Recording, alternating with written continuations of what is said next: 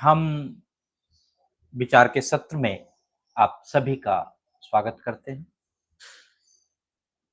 पिछले दिनों हम लोगों ने विचार के सत्र में बातचीत करना शुरू किया था। मनुष्य जन्म की दुर्लभता, मनुष्यत्व यानी मनुष्य जन्म में दुर्लभ जन्म होना, ये सबसे दुर्लभ है। आपके पास जो योग्यता है, आपके पास जो गुण है, जो आपके पास शरीर मिला है, ये कहीं न कहीं इसकी बहुत बड़ी महत्ता है और इस महत्ता को हमें समझना चाहिए।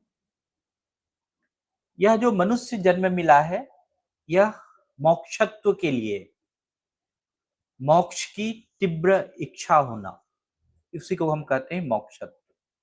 और यह मनुष्य जन्म मिला है सत्संग के लिए, गुरु की कृपा के लिए, ईश्वर की अनुकंपा के लिए। तो अगर हम अपने जीवन काल में ही इन सब चीज़ों के बारे में समझ लें, तो हमें यह पता चल सकता है कि हमारा जो जन्म हुआ है, उसका उद्देश्य क्या है? क्यों हम इस पृथ्वी पर आए हैं? हमने पिछले दिनों महापुरुषों के ज्ञान के बारे में बताया कि गुरु की कृपा जो है, कितनी बड़ी कृपा होती है। गुरु मौन से ही सब कुछ सिखा जाते हैं। हमारे भीतर जो ब्रह्म है, हमारे भीतर की जो चेतना है, ईश्वर के प्रति जो हमारी आस्था है, वो उसको जगा जाते हैं। तो आप खुद इस चीज़ को तलाश करिए कि कैसे हमारा जीवन सही और सरल हो सके। आज हम मोक्षत्व के बारे में थोड़ी-सी चर्चा करेंगे। ये बहुत बड़ा विषय है मोक्ष, अपने आप में एक बहुत ही बड़ा विचार का एक गहन अध्ययन है। क्या हर मनुष्य मोक्ष चाहता है? सबसे बड़ा प्रश्न है। सृष्टि में करोड़ों जीव हैं, कीड़े हैं, मछलियाँ हैं, पशु-पक्षी, लेकिन संसार में अगर देखें तो इंसान की संख्या बहुत कम है, मनुष्य की संख्या बहुत कम है। क्योंकि सिर्फ़ मनुष्य ही सोच सकता है, मनुष्य ही श्रद्धा रख सकता है किसी के ऊपर, मनुष्य ही अपने जीवन के उद्देश्य को पहचान सकता है। यानी इंसान जो है, वो उसको ज्ञान, कर्म और आनंद, इन तीनों चीज़ का अनुभव करने की पूरी क्षमता है। ज्ञान क्या है उसका भी, क्या कर्म करना चाहिए, क्या काम करना चाहिए, कैसे आनंदित होना चाहिए, किस चीज़ से आनंद मिलेगा। इन सब को हम अगर अनुभव करना चाहते हैं, तो इसके लिए हमें मनुष्य जीवन ही हमारा एक आधार हो सकता है। अगर आप देखें पेड़-पौधे क्या करते हैं, ऊपर की ओर बढ़ते हैं, पशु क्या करते हैं, खाने लगते हैं किसी चीज़ को, पक्षी उड़ने लगते हैं। पर मनुष्य, वह ऊपर भी उड़ सकता है, वह भीतर भी झाँक सकता है। हमारी जो 5 इंद्रियाँ हैं, मन है, बुद्धि है, इन सब में ऐसी क्षमता है कि हम सिर्फ़ केवल जीव नहीं रहे, बल्कि हम अपने जीवन को भी जानें, हम अपने जीवन को भी पहचानें, कि हमारा जीवन कैसा है। सिर्फ़ हम जीव होकर एक अन्य कीड़े-मकोड़े या जानवरों की तरह सिर्फ़ चलते-फिरते नज़र ना आएँ।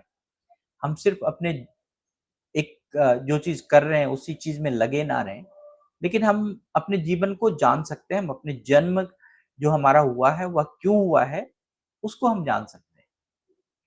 क्या हर मनुष्य मुमुक्षु है, यानी मोक्ष चाहता है? ये बहुत ही गहरा और बहुत ही ज़रूरी प्रश्न है मेरे हिसाब से। क्या हर मनुष्य का मुमुक्ष होता है? यानी हर इंसान में जो मोक्ष चाहने वाला भी इंसान व्यक्ति को वह मोक्ष मिल पाता है? इसका उत्तर अगर हम बड़े अच्छे से विश्लेषण करें तो उसका उत्तर है नहीं। सभी मनुष्य मोक्ष नहीं चाहते हैं। क्यों? इसका बहुत ही बड़ा एक उत्तर है कि हर मनुष्य के पास बुद्धि है, विवेक है, आत्मचिंतन की शक्ति होती है। लेकिन क्या हम इन सब का उपयोग कर पाते हैं? क्या हम अपने बुद्धि का पूरा उपयोग हम अपने विवेक का पूरा उपयोग, क्या हम अपने आत्मचिंतन, हम अपनी चेतना का उपयोग पूरी तरह से कर पाते हैं? तो अगर हम इसका उपयोग पूरी तरह से नहीं कर पाते हैं, तो क्या होता है हमारे जीवन में? अधिकतर लोग आप देखेंगे कि धन, सुख, सुविधा, मान, सम्मान, भौतिक सुविधा, इन सब की इच्छा, जो हमें बाहर की दुनिया में उलझाए रखता है, उन सब की इच्छा के लिए हम तो बड़े आगे से लगे रहते हैं। हमारा मेहनत ही इसी चीज़ के लिए होता है, बाह्य दुनिया के लिए।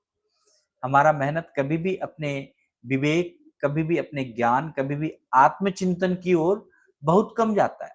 हम बाहर की दुनिया में तो बहुत जगह उलझे रहते हैं। तो मोक्ष की जो इच्छा है, मुमुक्षुत्व, ये कोई सामान्य इच्छा नहीं है। यह तब पैदा होती है जब व्यक्ति जान लेता है कि संसार का कोई भी सुख अस्थाई नहीं है। अगर आप यह जान लें कि कुछ भी मिला हुआ है वो पूरे समय तक के लिए नहीं मिला हो, चाहे हमारे पास ये शरीर मिला हो, सौंदर्य मिला हो, हमारे गाड़ी, बंगले, पद, ऐश्वर्य, जो भी चीज़ मिला हुआ, वो अस्थाई नहीं है, वो अस्थाई है। वो थोड़े समय के लिए तक तो रहेगा, फिर उसके बाद चला जाएगा। या जब तक आप इस पृथ्वी पर हैं तब तक तो उसका भोग कर पाएँगे, फिर उसके बाद उसका भोग नहीं कर पाएँगे। तो मुमुक्ष तो होता कौन है? वह कौन है? मुमुक्ष वह होता क्या है? तो सबसे जो पहला मोक्ष और मुमुक्षुत्व, मोक्ष की इच्छा रखने का जो सबसे पहला एक अगर कहें ज्ञान है, तो वह है कि जो जानता है कि हमें इस जन्म और मृत्यु का जो चक्र है, यह दुखमय है। हमने अगर जन्म लिया है, तो बड़े दुःख से जन्म लिया है और दुःख के कारण जो है हमारा पूरा जीवन जो है दुःखमय चलता रहेगा। हम दुःखमय चक्र में जी रहे हैं। कभी भी हम इस पृथ्वी पर जो आए हैं, तो अगर हम सुख और आनंद की लालसा अगर बहुत कम लोग कर पाते हैं। हम देखते हैं कि जो बाहर की दुनिया में उलझे रहते हैं जब तक, तब तक हमें दुःख ही दुःख होता है। जब तक हम बाह्य दुनिया से अंदर की दुनिया में नहीं आएँगे, तब तक हम उस सुख का अनुभव नहीं कर पाते। तो ये जो हम बाहर की दुनिया में उलझे रहते हैं, हम उसको कैसे छोड़ सकते हैं? कैसे हम उससे बाहर निकल सकते हैं? तो इसका एक ही उत्तर है कि अगर हम ये जन्म और मृत्यु का जो चक्र है, कि हम अगर जन्मे हैं तो हमारा मृत्यु हो निश्चित है, मृत्यु के बाद फिर पुनर्जन्म निश्चित है। तो अगर हम बार-बार जन्म नहीं लें, तो हम ये बार-बार दुःख भी नहीं भोगेंगे। तो सबसे पहला अगर हमारे मन में ये चीज़ हो जाए कि हमें किसी भी प्रकार से हम दोबारा इस पृथ्वी पर जन्म नहीं लेना चाहें, हम इस जन्म और मृत्यु का जो चक्र है, जो दुःखमय चक्र है, इससे अगर हम बाहर निकलना चाहें, तभी हम मोक्ष की इच्छा कर सकते हैं।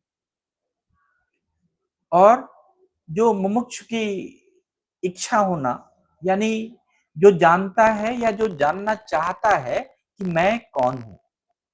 आप स्वयं के बारे में अगर आप जानना चाहते हैं, तभी आपको मोक्ष की इच्छा हो सकती है। तभी आप स्वयं को अगर समझना चाहते हैं, स्वयं की दुनिया का प्रतिपालन करना चाहते हैं, तो तभी आपको थोड़ा-सा हो सकता है कि हमको मोक्ष मिलना चाहिए। और जो बाहर नहीं, अंदर की यात्रा करता है, यानी हम क्या हैं, आपके मन, विचार, आप हर एक कर्म के बाद, हर एक काम के बाद स्वयं का विश्लेषण कर लीजिए। हर एक चीज़ के बाद किसी चीज़ का विश्लेषण कीजिए। जिस समय आपको वो विश्लेषण लगता है कि बड़ा ही आनंद और अनुभूति देता है, अगर लगता है कि हाँ, आपने किया है, अच्छा आपका है, आपके द्वारा ही ये चीज़ हुआ है। आपको लगता है कि मैंने जो भी किया है वो बड़े अच्छे से किया है, मैंने किसी को कष्ट देकर नहीं किया है, बड़े आनंद से वो किया है।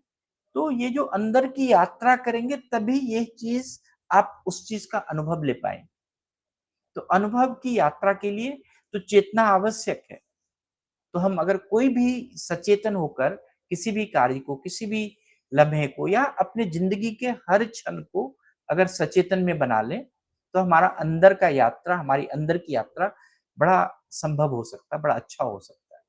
तभी हम मोक्ष की इच्छा रख सकते हैं या मुमुक्ष हो सकते हैं। जब तक हम बाहर की यात्रा करेंगे तब तक तो कुछ भी नहीं हो सकता, हम उस आनंद का अनुभव भी नहीं ले सकते।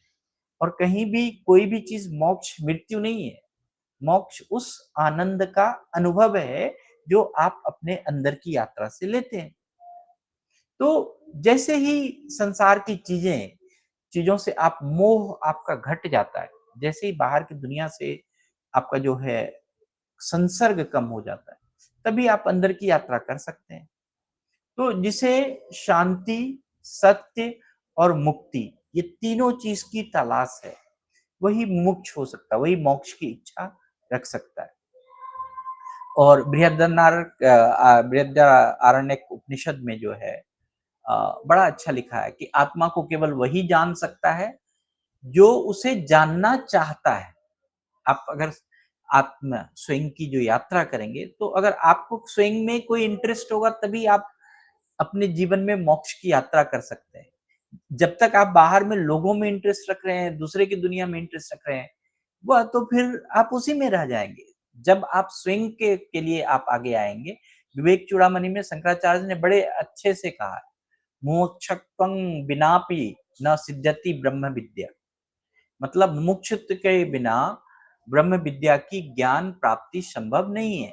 यानी आप उस ईश्वर के बारे में, स्वयं की यात्रा के बारे में, वही ब्रह्म विद्या है, आत्मज्ञान के बारे में जब उसको आप पाना चाहते हैं, तो फिर आपको मुमुक्षुत्व होना बहुत आवश्यक है।